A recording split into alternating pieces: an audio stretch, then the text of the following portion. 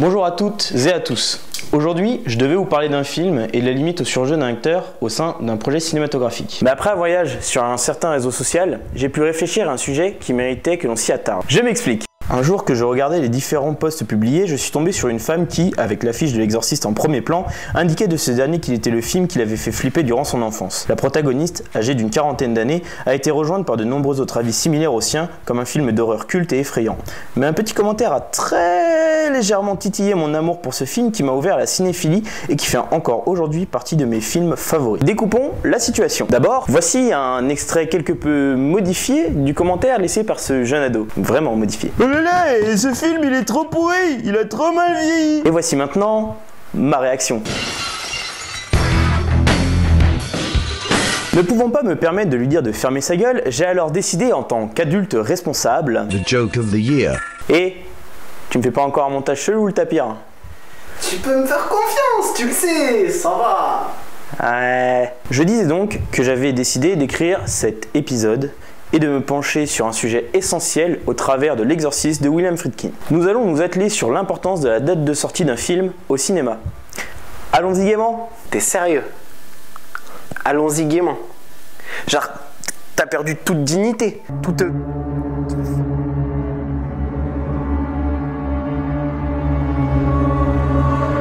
Bien.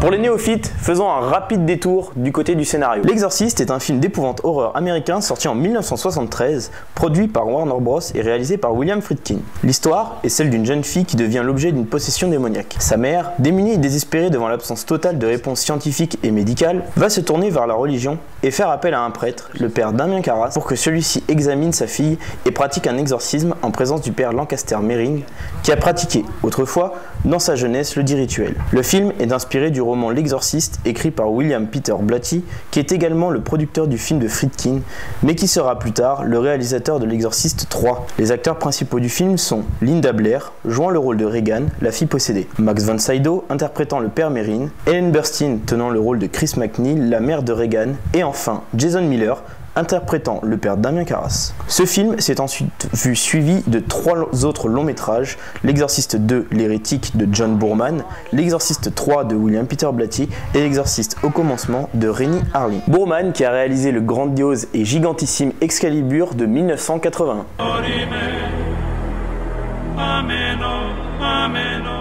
Chacune des 3 autres suites du film de 1973 ont plus ou moins fonctionné, avec un manque de compréhension du public pour le deuxième opus, une ignorance pour le troisième qui se présente comme le deuxième meilleur film de la saga et qui est un excellent travail esthétique de la part de Blatty, et enfin le quatrième établi comme préquel et statué comme film moisi sur le passé de Lancaster Merrin. Aucun de ces opus n'aura égalé le premier en termes de jeu d'acteur, de terreur et d'impact. Maintenant que l'univers est posé, attardons-nous quelques instants sur Monsieur Friedkin. William Friedkin est un réalisateur américain né en 1935 à Chicago. CM Punk, Al Capone, Les Grands Lacs, Les Bulls, tout ça quoi.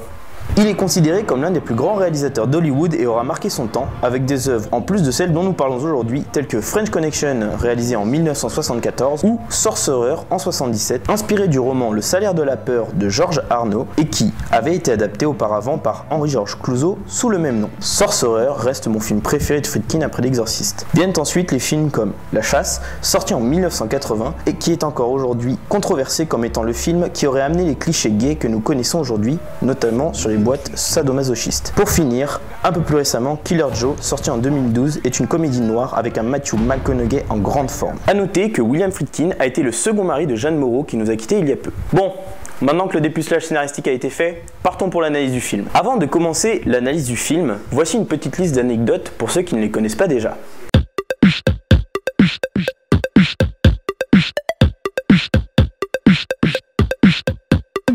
Le roman de Blatty est tiré d'une histoire vraie qui se serait déroulée aux États-Unis, dans l'état du Missouri, à Saint-Louis. En 1949, un jeune garçon fut le centre d'un rituel d'exorcisme après que des signes de possession furent relevés par plusieurs prêtres. Est-il possible que ce soit Randy Orton?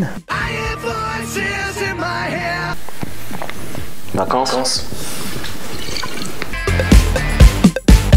Avec prise en compte de l'inflation, le film est encore aujourd'hui le plus grand succès de la Warner à travers le globe. À sa sortie, le film était interdit aux moins de 16 ans, puis est passé à une interdiction aux moins de 12 ans. Des ambulances se tenaient aux sorties des salles de cinéma pour prévenir les diverses crises d'hystérie. Ellen Burstyn a failli se briser la nuque mais a souffert de maux de dos horribles après avoir tourné la scène où elle se prend une gifle par Regan possédé. En effet, le technicien ne tirant pas assez fort sur le fil de nylon qui devait la projeter en arrière pour donner une illusion de puissance au cou de Linda Blair, c'est William Friedkin qui tira au bout de la 3e prise sur la corde. Celui-ci a tiré tellement fort qu'Ellen Burstyn s'est détruit les lombaires et a été sonné plusieurs heures. C'est la première fois qu'un film d'horreur est autant nommé pour les Oscars. En effet, le film a été nommé 10 fois, mais malheureusement n'est reparti qu'avec une seule statuette. Toutefois, dans le registre de l'horreur, c'est la première fois qu'une femme est nommée en tant que meilleure actrice et une seconde en tant qu'actrice jouant dans un second rôle. La musique du film, Tubular Bells, est signée Mike Oldfield. Ce musicien a signé ce son en 1973, date de sortie du film. 10 ans plus tard, il sera de nouveau sur le devant de la scène avec un titre intitulé Moonlight Shadow, repris il y a quelques années par des artistes comme Nolwenn Leroy ou encore les Italo Brothers. Maintenant que la partie anecdotique est terminée, analysons l'impact de cette œuvre sur nos sociétés.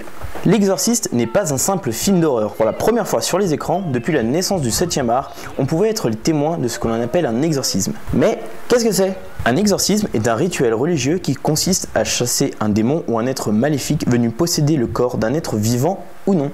Les premiers écrits concernant l'existence de pratiques exorcistes remontent jusqu'à la Mésopotamie et le 1er millénaire avant Jésus-Christ.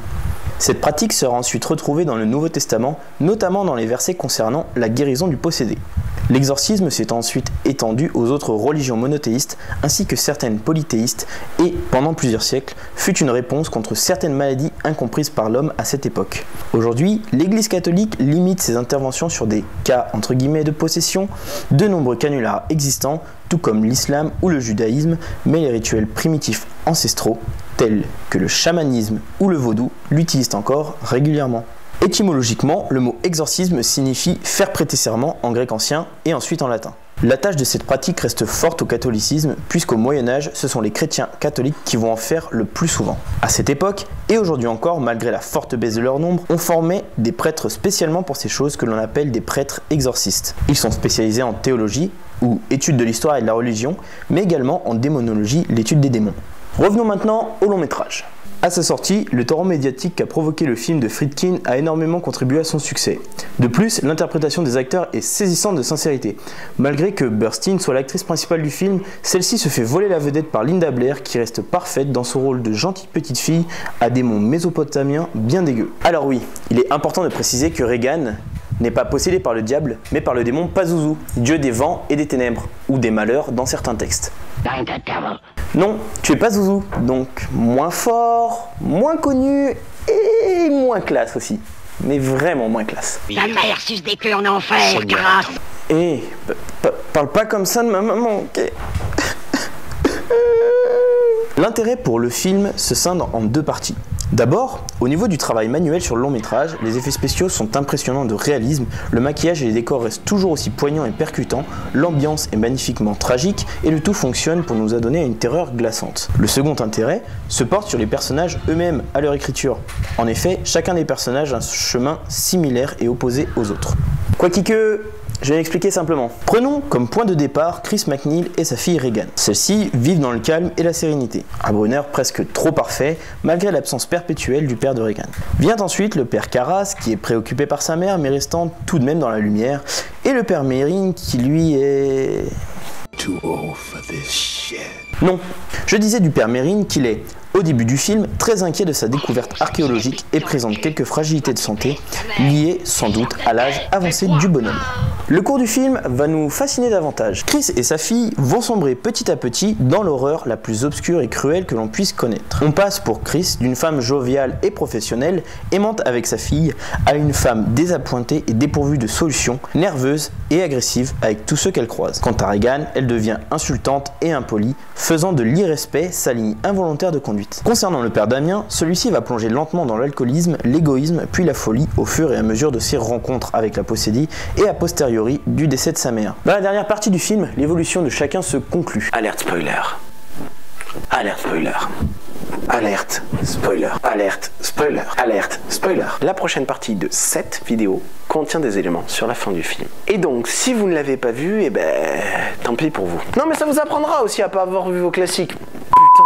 Chris et Regan arrivent à se libérer du démon, mais le prix à payer fut lourd. En effet, Damien Carras aura absorbé l'âme du démon, puis se sera jeté par la fenêtre pour se tuer et détruire la possession de l'entité. Merrin, quant à lui, a été tué par le démon quelques minutes auparavant, lorsqu'il possédait encore Regan. Au final, les deux femmes retrouvent leur vie pacifique après un épisode désastreux de leur existence. Damien Carras retrouve la foi après l'avoir perdu en même temps que sa mère et se sacrifie pour sauver l'enfant.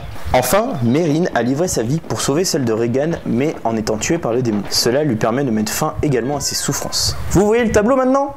Chris et Regan, bonheur, plus malheur, plus bonheur. Simple. Carras, lui, ça a été neutre, erreur, méga malheur, puis rédemption par le sacrifice. Et enfin Merrin, ça a été neutre, dernier combat, mort, apaisante, mais quand même douloureuse. En gros, chacun met sa foi, sa force vitale, mentale et physique à rude épreuve, retrouvant ce qui les faisait autrefois. Courage, gentillesse, honneur, altruisme. Des valeurs qui avaient disparu et qui, finalement, avec un combat contre le mal absolu, reviennent à la surface plus fortes que jamais. La question est donc de savoir si l'on peut se relever du mal que l'on nous a fait, que l'on a pu faire et que l'on a pu créer, déceler. La seule condition concerne toujours la conséquence de ce pardon. Doit-on passer par les ténèbres pour retrouver le chemin du bonheur? L'exorciste, au final, est une réadaptation d'un fait biblique grandiloquent, la Passion du Christ. Oh putain, le mec culturé! Le message délivré est beau et horrible à la fois, si général et pourtant très individuel et appropriable par chacun en fonction de son expérience de vie. C'est toute l'ambiguïté du message que délivre le film qui marque inconsciemment les esprits. Mais alors, quel est le problème, me direz-vous? Eh bien, malgré que ce message soit si universel et intemporel, la date de sortie de ce film est aujourd'hui, pour les plus jeunes, sa faiblesse, alors qu'elle fut sa plus grande force pendant très longtemps, et surtout à l'époque de sa sortie dans les salles obscures. Aujourd'hui, dans le registre horrifique, il est important de voir que celui-ci se réapprovisionne grandement dans son passé, espérant ainsi remettre à jour certains classiques jugés dépassés par les producteurs et la jeune génération. Pourquoi? Le but est simple, se refaire un maximum de mailles avec une franchise ultra connue des parents mais ignorée des enfants. Le problème, c'est que les résultats restent très discutables. Alors, pourquoi défendre l'Exorciste et pas tous les films d'horreur populaires des années 70 et 80? Tout simplement que beaucoup de films sont restés kitsch mais assumés alors qu'il n'en est rien pour l'Exorciste. Le visionnage de ce film, comme d'autres de la même époque, doit se faire en prenant en compte plusieurs paramètres. Mais il en est un, en particulier, qui est très important, peut-être l'essence même à l'origine de l'appréciation d'un bon film, quelle que soit sa période de sortie, la prise en compte de la date de sortie. En 2017, notre rapport à l'horreur est beaucoup plus spectaculaire et plus surprenant, mais il n'est pas nouveau de dire que peu de films d'horreur soient bien écrits de nos jours. Exemple de films d'horreur bien écrits ces dernières années. Halloween, Conjuring, It Follows, Sinister, The Witch, Grave.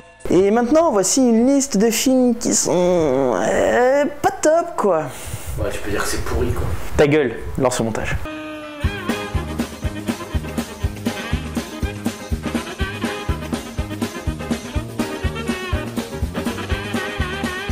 Non, il n'y a pas de films qui sont pas terribles, franchement. Pour s'immerger pleinement dans un film, afin de l'apprécier à sa juste mesure, il faudrait se mettre dans la peau d'un spectateur de l'époque de sortie du film. Cela peut paraître déconcertant, mais ceci nous permet de comprendre le choc ressenti par les spectateurs de telle ou telle œuvre au moment de sa sortie en salle. Pour prendre Platoon dont j'ai parlé dans la précédente vidéo, j'ai exprimé mon absurdité au départ quant aux polémiques qu'avait créé le film à sa sortie. Puis, avec du recul, je comprenais cette polémique car des faits de société et des événements ont eu lieu à un moment où je n'étais pas encore conçu. Ces faits de l'histoire ont marqué leur empreinte à une époque donnée, c'est-à-dire il y a 30 ans. Pour l'Exorciste, il faut se prêter au jeu de « Et si j'étais un spectateur de 1973 et que je découvrais ce film lors de sa sortie en salle ?» Et là, l'horreur du long métrage prend tout son sens, car ce que nous considérons comme spectaculaire aujourd'hui avec des films comme Conjuring, l'Exorciste de William Friedkin était tout aussi impressionnant pour l'époque. L'importance donc de ne jamais oublier d'où viennent chaque œuvre. La société n'est pas la même aujourd'hui qu'il y a bientôt 45 ans. Les contextes culturels, politiques, techniques et sociétales sont des éléments essentiels à la juste appréciation d'un film. C'est en cela que l'on retrouve toute la force d'un film comme l'Exorciste. Il est vrai que le cinéma est avant tout un divertissement et a pour objectif de donner du plaisir aux spectateurs. Mais certains films méritent une analyse artistique plus profonde qui les remet en lumière. Au final, l'histoire avec un grand H n'est jamais loin de celle que l'on nous raconte à l'écran.